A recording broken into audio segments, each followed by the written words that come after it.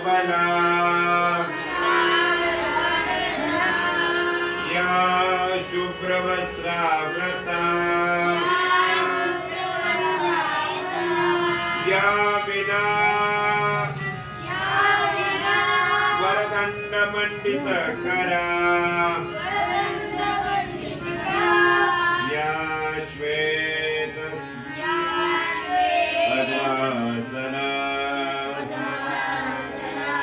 या ब्रह्माच्युत शंकर